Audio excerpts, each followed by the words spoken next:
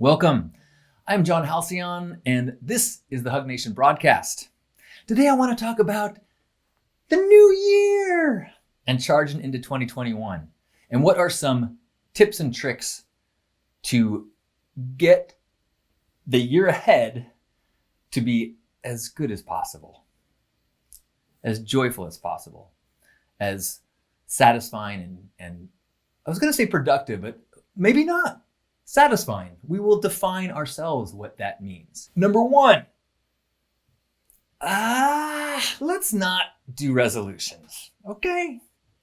Resolutions are so 2020 and old school New Year's. We're above that, right? I'm not a fan of resolutions. Setting a kind of arbitrary line that you can then fall short of. It's stressful. If it works for you, great. But what I find to be much more effective is a letter in the future. Now, this has been influenced by some tools that I've heard from Jacob Glass as well as Kyle Cease. And this is how it works. You picture yourself a year from now. Okay? So it is now December 2021. All of 2021 has passed. And as we look back over the year that just passed, this incredible 2021,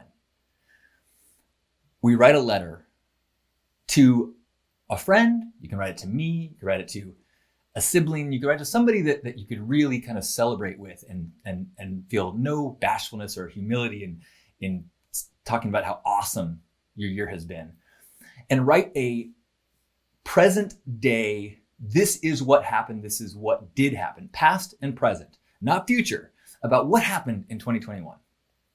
So I have not given this too much thought yet, so I'll see if on the fly I could say,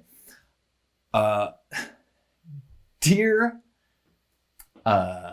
Jim, my goodness, 2021 has been incredible.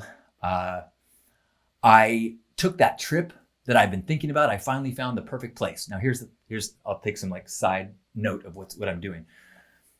You talk about the amazing things that happen, but you don't have to be specific. You can leave space for the inspiration to come.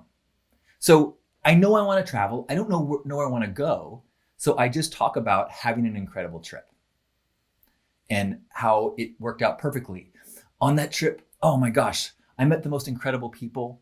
I ended up extending my trip because I met these cool people and I went with them as we went to country after country. And I ended up actually finding a work opportunity abroad. So I was able to live and settle into a city that I never thought I would spend time in, and really learned a ton about myself as I was in this new experience. So that's something that could happen, right? Potentially. I mean, that's not like a crazy pie in the sky thing. And that's the other thing that you want to do as you are writing this letter to yourself or to a sibling or to somebody describing the year past, is you want to make sure that it is doable. A stretch, but doable. So I might say, I found the perfect editor to work with me on my book, and with their help, it became 10 times better than the draft that I had completed. We found an incredible agent who then found me a publishing contract. And so it looks like next year in 2022, my book is going to actually be published and on the shelves.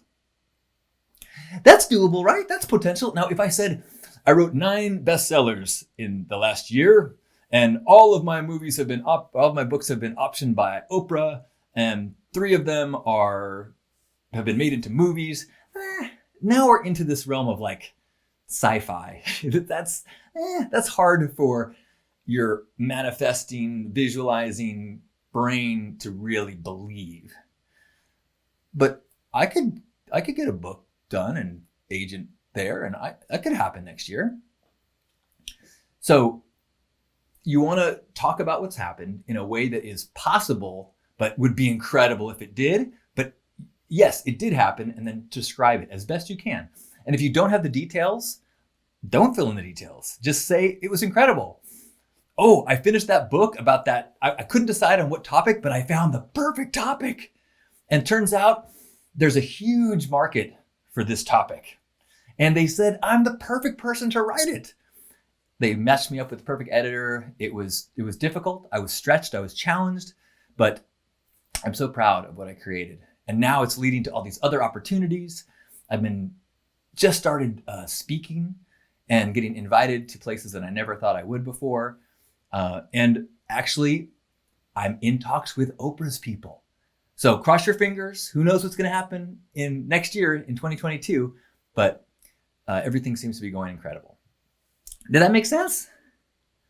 So rather than New Year's resolutions, I'm going to do this. I promise I'm going to do this. I'm going to lose this weight. Say, oh my gosh, 2021.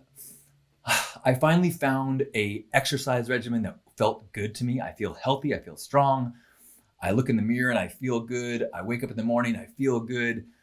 And it just feels effortless. I now have this momentum going with my exercising that just is what I've been seeking.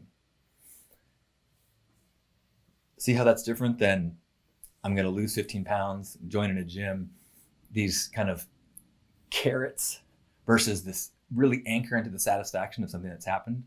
Okay, so that's my instead of resolutions, write a future letter. 1. 2, figure out your I am statements. And I've been talking about this quite a bit lately, partially because I forgot. Or not that I forgot, but I have been out of practice. The I am statements are the fundamental core of my coaching and the Pink Path program that I do. And I slipped in my personal practice. The I am statements are a list of 5 to 10 descriptions of you at your best, or the person that you are seeking to become.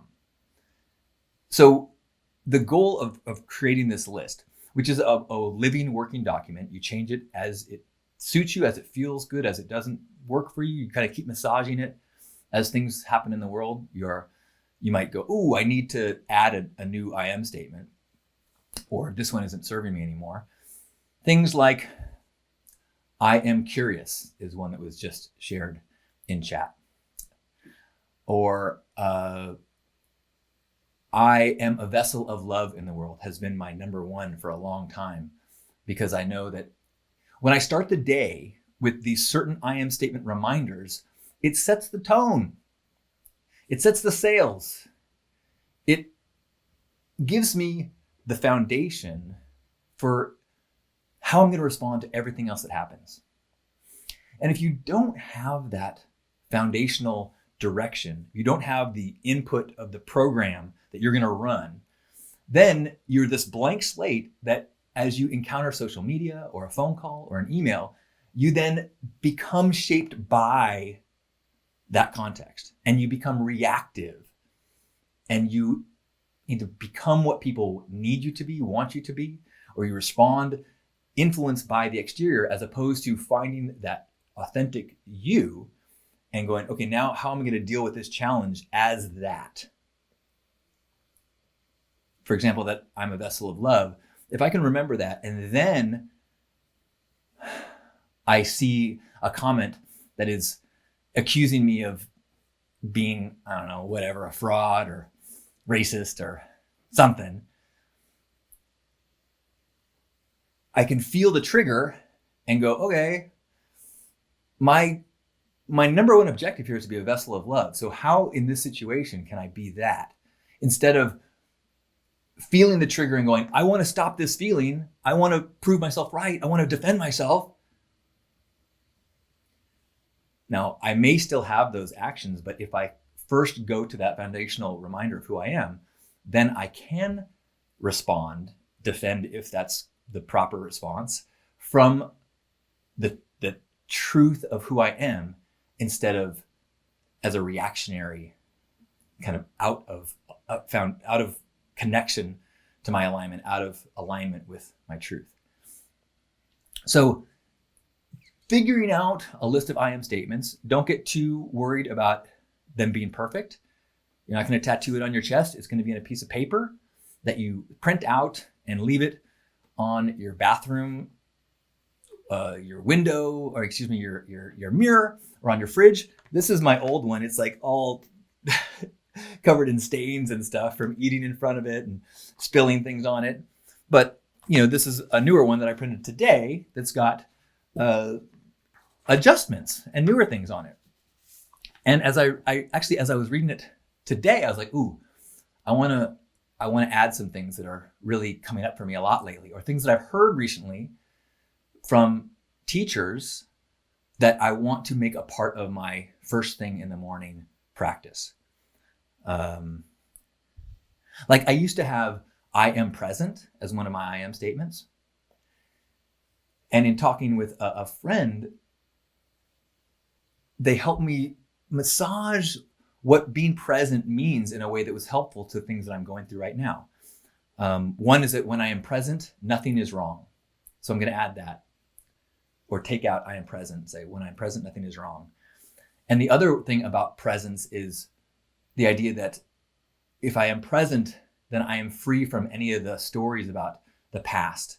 And I know for myself and a lot of people I talk to, this year has been tough. And there's a lot of maybe judgment about how we've used time over the last year. And you can go to the video I made a couple weeks ago about did I waste 2020 for deeper thoughts about that.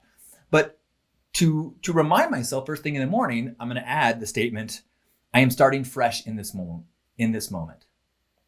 I am starting fresh in this moment. So that I can let go of the subconscious, kind of dark heaviness that is affecting me as I go through, start my days. Oh, wait, I'm starting fresh. Okay. And you want to make a list of things that do that for you. So that's the next tip, is figure out some I am statements and start your day with it. That leads into the next thing, which is give yourself a morning routine. And I don't want to assign a morning routine that is super daunting. Like, okay, wake up an hour earlier, meditate for 30 minutes, then, hike, and then do yoga. And then, that's just too daunting. But give yourself a few things that you can do first thing in the morning that help you to start in the right direction. So looking over your I am statements is a great one. That could take 20 seconds. I combine my I am statements and stretching. So in my morning routine, and what I encourage you to do is commit to that before you touch social media, before you check email, before you take a phone call or check messages. What are the things that you're going to do to set yourself in the right direction for the day? For me, it's look over my I am statements, stretch, walk at least around the block, get my blood moving, and write. At different times, I commit to a different amount of writing. Right now, it's just get some thoughts out, get a little bit of morning pages, flow, get some stuff out that might be clogging my brain, might be looping around in my brain. You just get it out. So if I do all those things, recently I've also been doing like a 20-minute or a 30-minute meditation, but I built up to that. I didn't do that first. First, I was just doing the stretching, the walking, I am statements. Now, if I do that, and then I start my day, I have this incredible momentum in the direction that I've chosen for myself, instead of being at the whims of reacting to all the things that are being hurled at me. So that's the next tip, is a morning routine that includes your I am statements to get you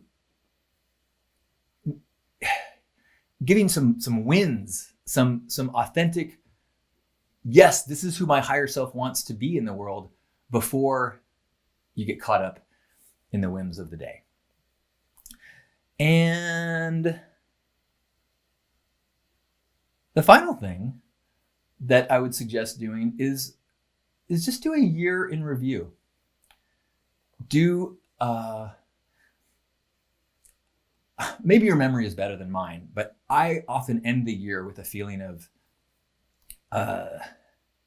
well, what happened this year? Or I'll remember times that I was not very productive. This year especially, I remember the things that didn't happen. I remember the events that I didn't go to, and it makes me feel a little like, But if I go through my Google Calendar and look through kind of the year, I find these events, these moments that help me to flesh out what the year was. And it's not just events, it's also struggles and epiphanies and difficult things. You know, one of the highlights of my last year was dealing with the weird kind of backlash about Burning Man and camping in the desert during Burning Man, and being a part of a meme and having a picture of me crying turned into a sticker, and like that whole thing. Like when I first wrote out my year-end letter of what happened this year, I had already like put that as, you know, like hidden that in a compartment in my brain that is not part of my conscious thinking. So, but when I went back through, you know, my photos and my posts and my calendar, I'm like, oh my gosh, this was a huge part of the year. And actually looking at it from a distance, it's significant. It's as important as climbing a mountaintop. Like that was a growth experience that was a huge part of my 2021. So taking some time to look at your year and give yourself credit. And this last year, 2020, you need credit for surviving. Do not downplay the context of this year and what the most basic survival tasks count for. So those are the tips that I would give for making 2021 as enriching, as beautiful, as joyful, as satisfying as possible. Is a future letter, your I am statements, your morning routine, and your year-end review. In some ways, all of this is related to New Year's resolutions, except done so in a way that I think is so much healthier, feels so much better, and is so much more sustainable. Over the course of the last 9.5, 10 months of this pandemic, I let a lot of things slip in my personal practice. I stopped looking at my I am statements in the morning. And it's only been recently, as I have reintroduced the habit, the practice, that it occurs to me how significant that is. Right. This is me working at my optimal. This is me as I am supposed to be. This is me honoring the gift of my life and my existence and my body, my mind, my spirit, is by taking some responsibility and honoring this gift. But it's super easy to fall into a passive place, especially during the last year. So these practices hopefully will get us into an active place of choosing the kind of days and months and year that we're going to have. So I hope they help you. I would love to hear how it's going for you along the way. And know that no matter where we are traveling through in this year, you're exactly where you're supposed to be. And I love you. I also want to let people know, if you have not heard me talk about it yet, that I am going to do a 1-month version of the Pink Path starting on January 10th. If you've listened this long, you can have the code of Love More, put Love More, and it's $99. That is the cheapest the least expensive that I've ever offered a program or coaching. Most of the things that I've offered in the programs and the packages are many thousands of dollars. But I wanted to make sure that there was a low barrier for entry for this next one, because times have been tough for people. There are some scholarships available. So some people have contributed towards scholarships in addition to their funds. So if you would know that it's something you want to do and can't make it happen, let me know, and we'll see if there's still scholarships available. pinkpath.net has more information on that. Code is love more. And yeah, I'm really looking forward to it. I mean, I need it. I really am looking forward to this journey that we're going to go on together about authenticity, figuring out our I am statements and how we distinguish, the truth of who we are, figuring out what of the pressures on us or the kind of when we're acting from a place of an external pressure, some shame or old pattern from our parents, and when we are tuning into our true authentic self, which I think is the core challenge of the spiritual path. So we're going to kind of do a month of exercises and lessons and practices as a small group to try to get rid of what's not working, what's not authentic, and tune into what is. So if that is interest to you, check out pinkpath.net. If you got questions, you can send them my way. And that'll start on January 10th. We will be doing some massaging of the I am statements until then, which is open to everyone, whether you take the course or not, which is why I'm encouraging you to write them in comments. If you know somebody else that you think might be a candidate for the Pink Path, send them to pinkpath.net and give them the code LOVEMORE to get that 50% off. Thank you.